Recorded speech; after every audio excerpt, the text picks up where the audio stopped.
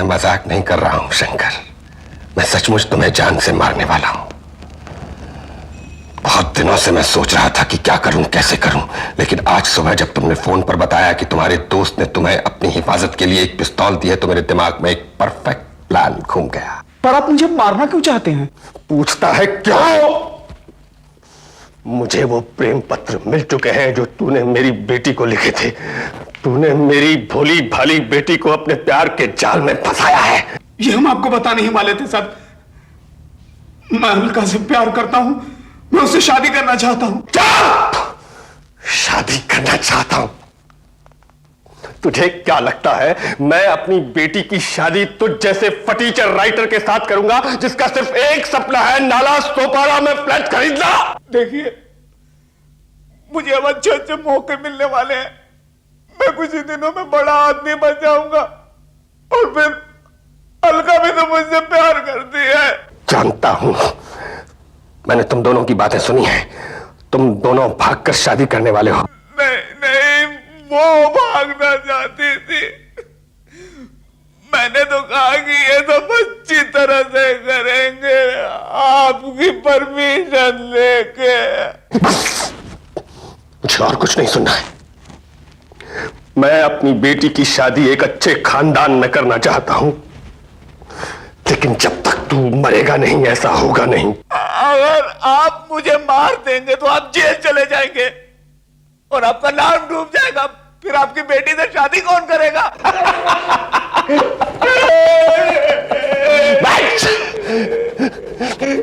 तू गधा का गधा निकला। इतने सालों तक मेरे साथ काम किया लेकिन फिर भी तू मेरे दिमाग को नहीं समझ सका। अरे मैंने इतने केसेस सॉल्व किए हैं, इतने अपराधियों को पकड़ा है कि मेरा दिमाग भी अपराधी जैसा हो गया है। तू मरेगा जरूर, लेकिन किसी को इस बात का शक नहीं होगा कि तेरी मौत का जिम्मेदार मैं हूं। मुझे मालूम था कि तेरे पास पिस्तौल है, मुझे यह भी मालूम था कि आज तेरा नौकर छुट्टी पे है, इसीलिए तो मैं आज यहां आया। अब कल तेरा नौकर आएगा और देखेगा उसके साहब औंधे पड़े हैं, उनके हाथों में पिस्तौल है और पास में पड़ा है एक सुसाइड नोट जिस पे लिखा है मैं आत्महत्या करने जा रहा हूं। आपकी बेटी ठीक कहती थी कि मेरा बाप पागल है। मेरी बेटी कहती थी कि उसका बाप पागल है। मेरी बेटी कहती थी कि उसका बाप पागल है। मैं पागल हूं?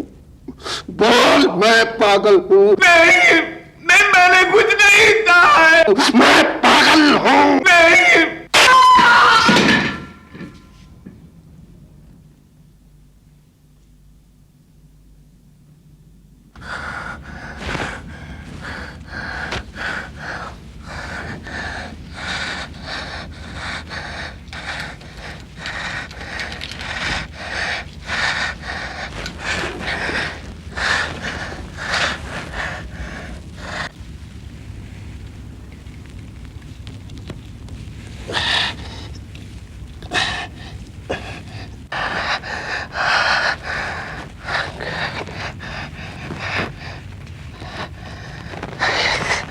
एक आदमी ने अपने आप को गोली मार ली।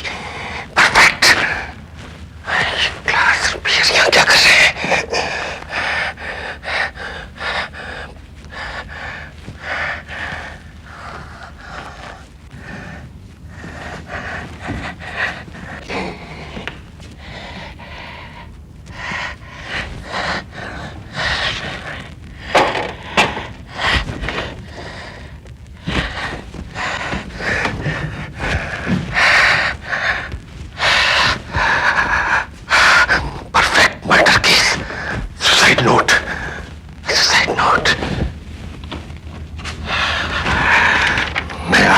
करने जा रहा हूं।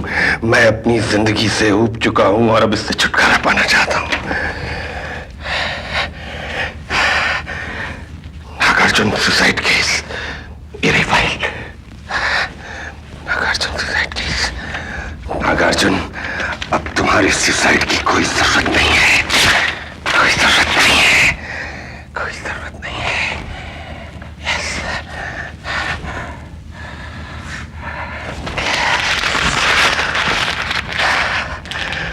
Perfect suicide case.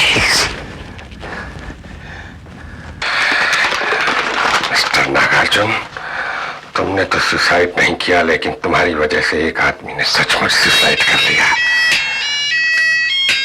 अब तुम्हारी कोई जरूरत नहीं है। Thank you mister Nagarjuna, thank you, thank you. कोई सबूत नहीं।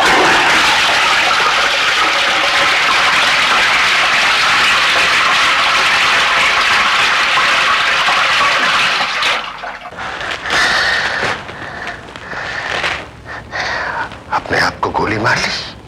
Good, very good. मेरी बेटी से शादी करेगा।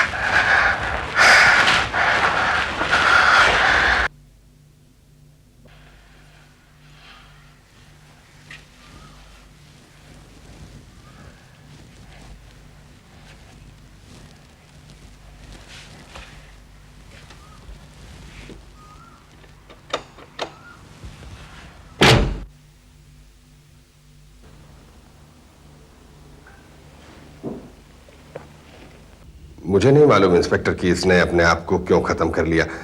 मुझे तो यह भी नहीं मालूम था कि इसके पास गन भी है। आखिर क्यों किया इसने ऐसा? इतना समझदार, होशियार, उसने मेरी किताब के लिए इतना काम किया था, इतना काम किया था कि मेरी बेटी भी उसे कितना चाहती थी। उसे यह सब सुनकर कितना सदमा पहुंचेगा। हो सकता है इंस्पेक्टर कि वो अपने कैरियर को लेकर परेशान हो।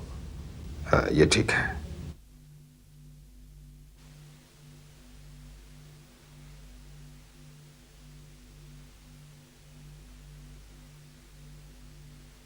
अरे, मेरा लाइटर!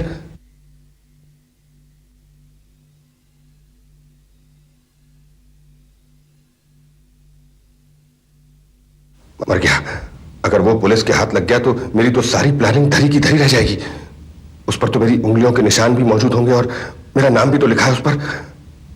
ओह नो, अगर वो पुलिस को मिल गया तो मेरा बच पाना मुश्किल है।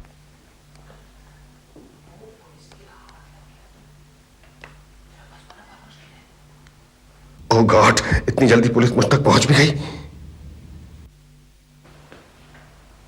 अरे, हेलो मिस्टर सिन्हा। हेलो। अरे रानी। आपने पहचान लिया सर? पुलिस ट्रेनिंग स्कूल में आप ही ने मुझे ट्रेनिंग दी थी। हाँ हाँ बिल्कुल, लेकिन आप यहाँ यहाँ क्या कर रही हैं? आप ही ने तो सिखाया था सर कि ऐसी जगहों पे एक दो चक्कर लगाने से एक आधा मुजरिम हाथ आ ही जाता है। मैं यहाँ आया ही क्यों? क्या हुआ सर, आप किस सोच में पड़ गए? नहीं, कुछ नहीं। इनसे मिलिए सर, ये है मेरे कुलीग महेंद्र। इसे भी आप ही ने पढ़ाया है, आपको याद है? सर, मैं आपका चेला। हाँ हाँ, याद आया याद आया। तुम भी बहुत तेज थे। कहाँ हो आजकल तुम? फिलहाल मैं इनका असिस्टेंट हूँ। मगर सर, आप इस खूबसूरत चेहरे के पीछे मत जाना। इस खूबसूरत चेहरे के पीछे सख्त इंसान छुपा हुआ है। पता नहीं क्यों सर, मुजरिमों को देखते ही मेरा फ्यूज उड़ जाता है। एक भी मुजरिम अगर मेरे हाथ आ जाए तो उसकी एक दो हड्डियां तो मैं तोड़ ही देती हूँ। खैर छोड़िए, आप यहाँ क्या कर रहे हैं? वो यही नजदीक में एक दोस्त रहता है, उससे मिलने जा रहा था। कहाँ रहता है? यहीं कहाँ? हिल व्यू बंगलो, क्रॉस रोड पे। कुछ लेंगे आप? जी नहीं सर, मैं ड्यूटी पर हूँ। यही नजदीक कुसुमनगर पुलिस स्टेशन में मेरी पोस्टिंग हुई है। आप कभी आइए ना वहाँ, हमें बहुत खुशी होगी। जरूर। मुझे अब तक आपका सिखाया हुआ हर सबक याद है सर। कैसे मुजरिमों से गुनाह कबूल कराया जाता है, कैसे गवाहों से बात की जाती है और कैसे सबूत के बिना पर मुजरिम तक पहुंचा जाता है, सब कुछ। अच्छा, अब हम चलते हैं। आपसे मिलकर बहुत अच्छा लगा।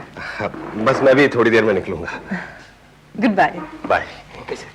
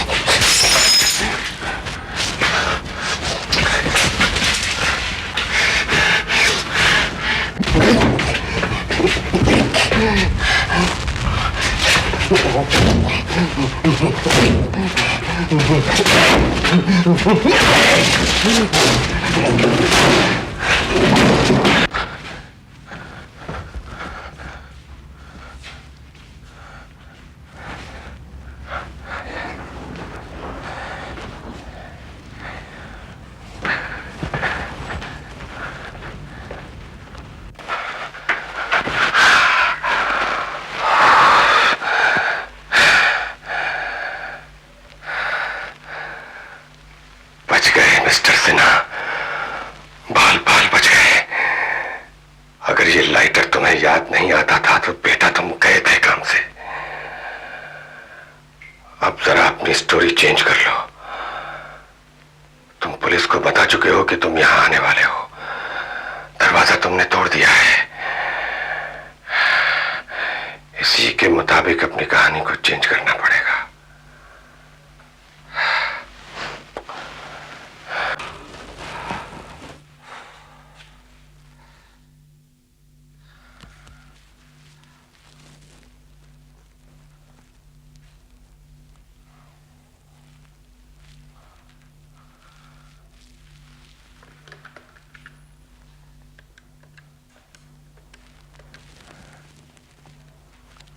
Hello, Kusumnagar police station. मैं इंस्पेक्टर रानी शर्मा से बात कर सकता हूं? हेलो इंस्पेक्टर रानी शर्मा, देखिए मैं पुष्कर सिन्हा बोल रहा हूं। आप प्लीज जल्दी से जल्दी यहां आ जाइए। यहां एक आदमी ने अपने आप को गोली मार ली है जी। Cross road hill view bungalow जी। क्या कहा? 20 मिनट में? ठीक है, मैं 20 मिनट यहीं आपका इंतजार करता हूं। Thank you. अब 20 मिनट में इंस्पेक्टर यहां आ जाएगी। उससे पहले मुझे अपनी कहानी ठीक ठाक कर लेनी चाहिए। यस, आइए आइए इंस्पेक्टर रानी शर्मा, आइए प्लीज। ये देखिए, ये रही लाश। पता नहीं क्यों इस आदमी ने अपने आप को गोली मार ली। सिन्हा साहब, ये आदमी कौन है? आप इसे जानते हैं? जी हाँ, जानता हूं। ये वही है जिसका जिक्र मैंने आपसे बार में किया था। शंकर जेटली नाम है इसका। मैं एक किताब लिख रहा हूं उन केसेस के बारे में जो मैंने सॉल्व किए थे। उसे लिखने में ये मेरी मदद कर रहा था। आज इसका फोन आया कि सर मैं बहुत परेशान हूं, बहुत डिप्रेस्ड हूं, आप प्लीज मुझसे मिलिए। मैंने कहा भाई जो भी परेशानी है फोन पे बता दो। मैं बहुत थका हुआ था, पैरों में भी दर्द हो रहा था। कहने लगा नहीं सर आप प्लीज आइए, मुझे आपसे बहुत जरूरी काम है। मैंने कहा चलो देखते हैं क्या बात है। आया, रास्ते में बियर बार देखा तो सोचा एक आध बियर पी लेता हूं थकान मिटाने के लिए। मैं बार से करीब 5 बजे निकला। जैसे ही गेट के अंदर घुसा इंस्पेक्टर तो मैंने गोली चलने की आवाज सुनी। मैं भागा भागा आया, मैंने दरवाजा खटखटाया। जब दरवाजा नहीं खुला तो मैं दरवाजा तोड़ के अंदर आया। अंदर आया तो देखता हूं कि ये आदमी यहां मरा पड़ा है, हाथ में पिस्तौल है और पास में एक सुसाइड नोट रखा है। मुझे बहुत अफसोस हो रहा है इंस्पेक्टर कि मैं क्यों वहां बार में बैठकर बियर पीता रहा। अगर सीधा यहां आ जाता तो इसे बचा लेता। सिन्हा साहब, आपने कहा कि आपने गेट में घुसते ही गोली की आवाज सुनी। यस इंस्पेक्टर, मैंने गेट में घुसते ही गोली की आवाज सुनी। सिन्हा साहब, आप जो कुछ कह रहे हैं मुझे उस पर यकीन नहीं होता। What do you mean inspector, यकीन नहीं होता? आपका मतलब है कि मैं झूठ बोल रहा हूं? देखिए सिन्हा साहब, आप 5 बजे बार से आए और यहां इसका मतलब आप 5:15 बजे पहुंचे होंगे। आपने गोली चलने की आवाज सुनी, आपने दरवाजा तोड़ा, आप अंदर आए। तो आपके हिसाब से इस आदमी को मरे हुए ज्यादा से ज्यादा 40-45 मिनट हुए होंगे, क्योंकि अभी 6 भी नहीं बजे हैं। लेकिन लाश इतनी ठंडी पड़ चुकी है सिन्हा साहब कि इसे मरे हुए 3 या 4 घंटे हो चुके हैं। आप एक इंटेलिजेंट पुलिस अफसर से बात कर रहे हैं सिन्हा साहब। अरे नहीं यार, ये गोली की बात तो गड़बड़ है, कुछ और सोचना पड़ेगा। अरे हटाओ ना इस गोली वोली को, कुछ और सोचता हूं। हाँ, वो हुआ ये इंस्पेक्टर कि मैं 5 बजे बाहर से निकला। यहां आकर मैंने दरवाजा खटखटाया तो दरवाजा अंदर से खुल नहीं रहा था और फोन की घंटी लगातार बज रही थी। मुझे लगा कहीं इस आदमी को हार्ट अटैक तो नहीं हो गया है, तो मैंने दरवाजा तोड़ा। अंदर आया तो देखता हूं कि ये आदमी यहां मरा पड़ा है, हाथ में पिस्तौल है और एक सुसाइड नोट रखा है। मुझे इतना अफसोस हो रहा है इंस्पेक्टर कि मैं क्यों वहां बार में बैठकर बियर पीता रहा। अगर सीधा यहां आ जाता तो इसे बचा लेता। हाँ, ये ठीक है, ये ठीक है। बस इसी पर अड़े रहना पुष्कर सिन्हा।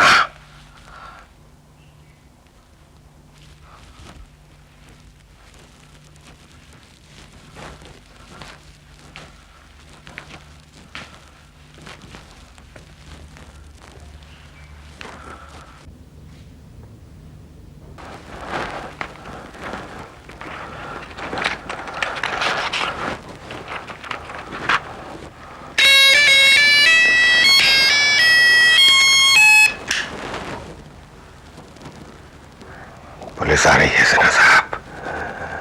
तुम्हारा असली टेस्ट अब शुरू होगा। जितना कम झूठ बोलोगे उतना ही कम पकड़ में आओगे। बस एक कहानी पर रहे रहो और अपने दिमाग को थोड़ा ठंडा रखो, सब ठीक हो जाएगा।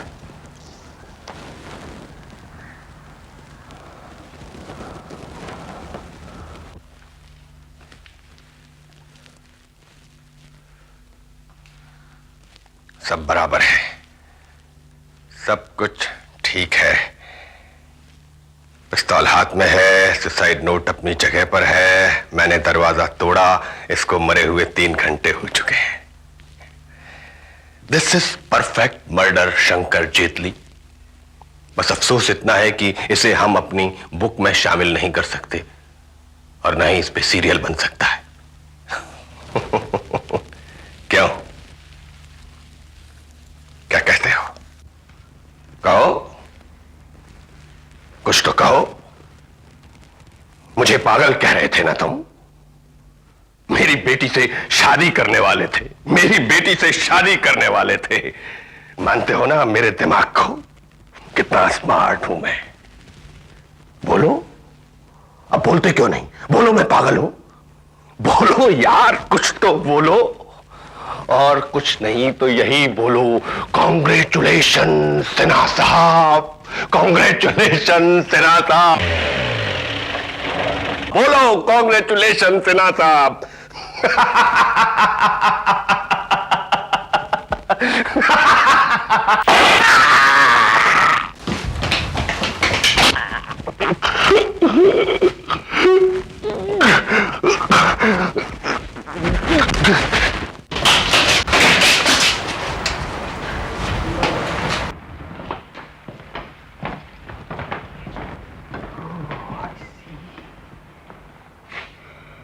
सिन्हा साहब,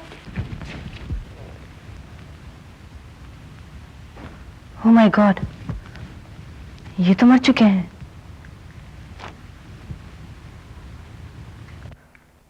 इन्होंने ही तो फोन करके हमें यहां बुलाया था। इन्हें किसने मार दिया?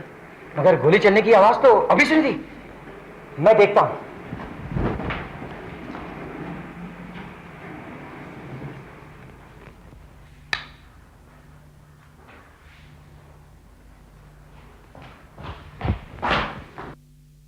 वहां पर तो कोई भी नहीं है। तो फिर इन्हें किसने मारा? नहीं नहीं, इसने तो इन्हें नहीं मारा होगा।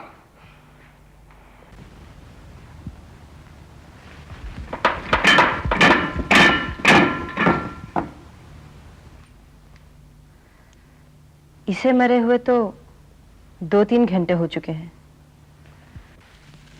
लाश बुरी तरह से अकड़ चुकी है, रायगर मोटिस आ चुका है। इसने सिन्हा साहब को नहीं मारा। कुछ समझ में नहीं आ रहा कि पुष्कर साहब को किसने मारा होगा। जी सर। साला दिमाग खराब हो गया। शंकर मरा पड़ा है, उसके हाथ में पिस्टल है, टेबल पर सुसाइड नोट पड़ा है, उसके अपने हाथ का लिखा हुआ। इसका मतलब शंकर ने आत्महत्या की है और गोली लगने के जोर से वो कुर्सी के साथ ही पीछे की ओर गिर पड़ा। जिस गोली से शंकर की मौत हुई वो गोली सीधे दीवार में जाकर लगी और दूसरी गोली जिससे पुष्कर साहब मरे वो ऊपर छत पे जाकर लगी। लेकिन ये आप कैसे कह सकते हैं कि जो गोली छत पे लगी है उसी गोली से पुष्कर साहब मरे? हमें बैलिस्टिक एक्सपर्ट की रिपोर्ट मिली है जिसके मुताबिक दोनों गोलियां एक ही पिस्टल से चली है जो कि शंकर के हाथ में थी। जिस गोली से पुष्कर साहब की मौत हुई वो उनकी छाती में लगी और पीठ से निकलकर सीधी छत पे जा लगी। छाती का घाव, पीठ का घाव और ऊपर छत पर लगी गोली का निशान, इन तीनों को अगर आप एक साथ एक लाइन में मिलाएं तो इससे साफ जाहिर है कि जब पुष्कर साहब को गोली लगी तो वो आगे की ओर झुके हुए थे और गोली यहां नीचे से सीधी चलाई गई। ऐसी अब देखो, शंकर की मौत 2:30-3 बजे के आसपास हुई और तुम पुष्कर साहब से 5 बजे बार में मिले, राइट? जब वो शंकर से मिलने जा रहे थे। माइंड यू, जब तुम पुष्कर साहब से मिले तो शंकर ऑलरेडी मर चुका था। यस। 5:30 बजे के आसपास पुष्कर साहब ने फोन किया और बताया कि शंकर मरा पड़ा है। 6 बजे तुम वहां पहुंचे और वहां पहुंचते ही तुमने गोली चलने की आवाज सुनी। हाँ साहब, और हम भागे। वहां पर बंगले में घुसने का एक ही रास्ता था, जहां पर दरवाजा टूटा पड़ा था। वहां पर तो दूसरा कोई नहीं था। अगर कोई होता तो हमें दिखाई देता। वहां पर तो सिर्फ पुष्कर साहब और शंकर की लाशें पड़ी हुई थी। अगर वहां दूसरा कोई नहीं था तो गोली चलाई किसने? कहीं आप ये तो नहीं कहने चाह रहे हैं कि गोली मुर्दे ने चलाई? हाँ, लेकिन मुर्दे ने गोली चलाई कैसे? मैं बताता हूं मुर्दे ने गोली कैसे चलाई। मुर्दे ने गोली रिगर मोर्टिस की वजह से चलाई। जैसा कि मैं पहले बता चुका हूं, रिगर मोर्टिस की वजह से मरने वाले का शरीर ठंडा हो रहा होता है, फिर धीरे धीरे सिकुड़ता है और पत्थर की तरह कड़क हो जाता है। मगर सिकुड़ने की वजह से बॉडी की पोजीशन नहीं बदलती, वो जैसी है वैसी ही रहती है। देखिए, शंकर करीब 3 बजे मरा और आहिस्ता आहिस्ता 2-3 घंटे में उसके शरीर की सारी मांसपेशियां यानी कि मसल्स कड़क हो गई। सबसे पहले आंख की, फिर नाक की, फिर मुंह की, फिर गले की, फिर छाती की और नीचे की सारी मांसपेशियां कड़क होगी। सबसे आखिर में जो मसल्स कड़क होती हैं वो हैं हाथों की और पैरों की उंगलियां। शंकर के हाथ में गन थी और उसकी उंगली ट्रिगर पर थी। उंगली सिकुड़ी और पिस्टल चल पड़ी। ठा। For more updates, subscribe to our channel, click the show links and enjoy watching the videos.